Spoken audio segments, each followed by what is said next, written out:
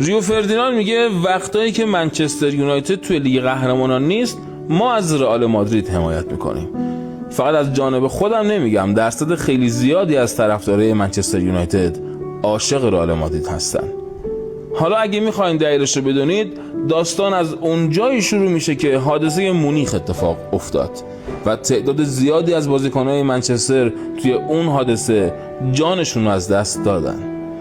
برنابئو رئیس وقت رئال مادرید اون سال جام قهرمانی لیگ قهرمانان اروپا رو به منچستر اهدا کرد. اونا حتی میخواستن دی استفانو بهترین بازیکن اون موقع فوتبال جهان رو به منچستر بدن. توافق دو طرف هم امضا شد، ولی اتحادیه فوتبال انگلیس با این انتقال مخالفت کرد.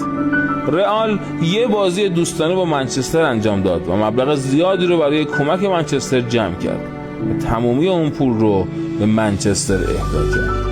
رئال حتی اون سال امکانات ورزشی خودش رو هم در اختیار منچستر یونایتد گذاشت.